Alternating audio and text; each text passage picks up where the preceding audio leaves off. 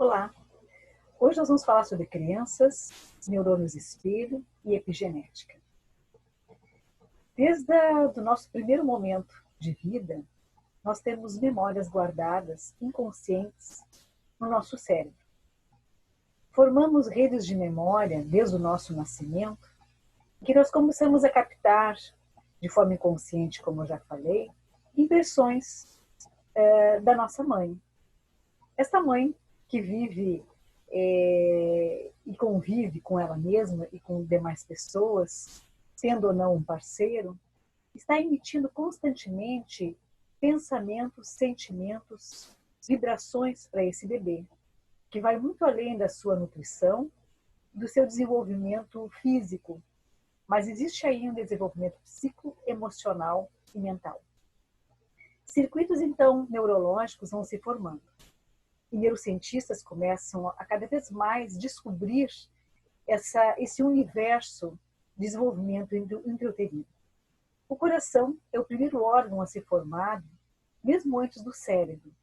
Ele é o primeiro órgão a ser formado no útero materno. E daí começa essa conexão entre o cérebro e coração, tão estreita, tão interrelacionada, em que o bebezinho começa a se desenvolver. Em algum momento, ele fica de uma forma tão desenvolvida para o tamanho do útero que ele precisa vir ao mundo e nascer. A partir daí, suas células espelhos também estão, neurônios espelhos também estão formados. Temos no cérebro mais de 5 bilhões de neurônios e 5% desses neurônios são neurônios espelhos. Parece pouco, mas não é. Ele é muito significativo. Porque o bebezinho, a criança, nessas fases primárias de desenvolvimento, começa a se espelhar literalmente no comportamento das pessoas que o rodeiam. As suas figuras parentais, os seus cuidadores. Ele começa a ter uma série de reações imitando de forma inconsciente todo mundo à sua volta.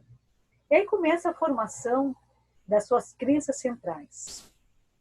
Vem muito antes dele nascer, e são crenças cristalizadas, inconscientes, calcadas e marcadas no seu cérebro, e que vão gerar várias outras crenças subjacentes. Dessa forma, nós vamos crescendo. Criança, viramos adolescentes, adultos, e vamos tendo contato com o mundo aí fora, muito além do núcleo familiar. Amigos, colegas da escola, relacionamentos, trabalho, enfim.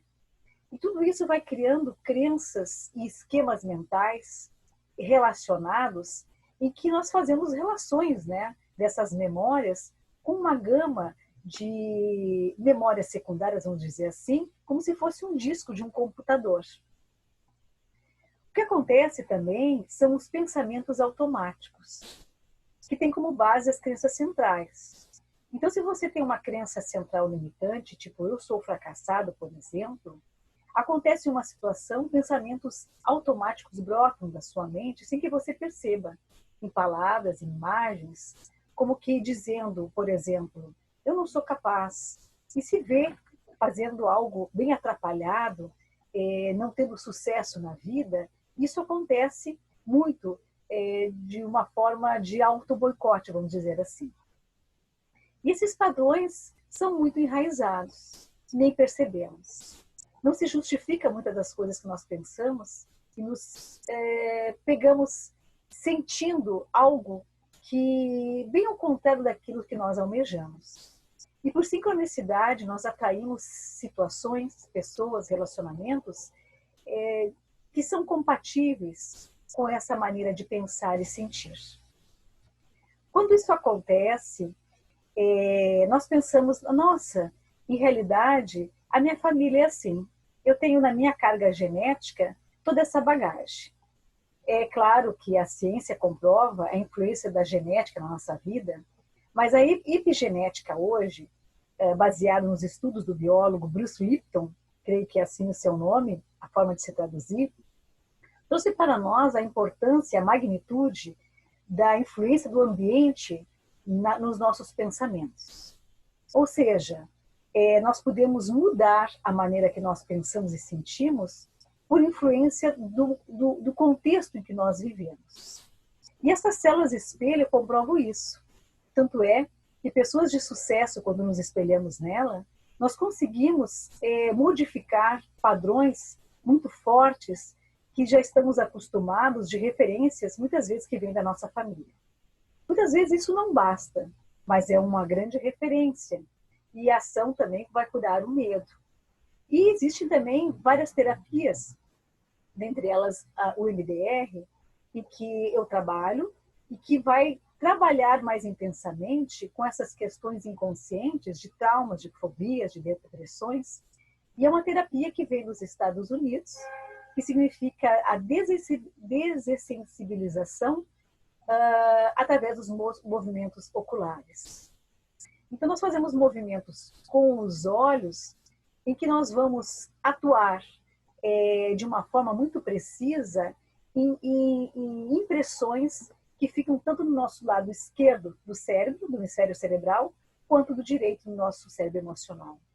Muitas dessas memórias, muitas vezes, que chega uma pessoa no consultório e traz um problema já na fase adulta, e tem toda uma interpretação de forma muito grandiosa, vista sob o ponto de vista intelectual, que quando a pessoa consegue explicar, mas não consegue resolver, elas são dissolvidas, ou melhor, dizendo, não dissolvidas, elas são ressignificadas, porque ao movimentarmos os olhos, nós conseguimos conectar um hemisfério ao outro, divididos, entre aspas, né, pelo corpo caloso, e que são duas mentes que funcionam de forma integrada, mas interdependentes.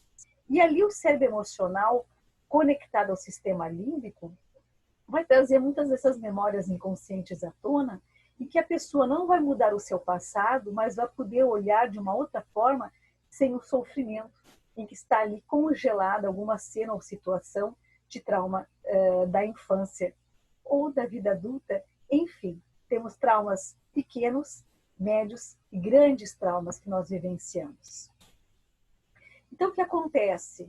Quando você começa a usar várias técnicas, como a respiração, a meditação, ou um tratamento, como eu realizo em consultório, entre tantos outros trabalhos, que tenho a honra e a gratidão de poder ofertar e usufruir deles também, nós começamos a perceber mudanças significativas em nossa vida, começando primeiro conosco e depois com as outras pessoas.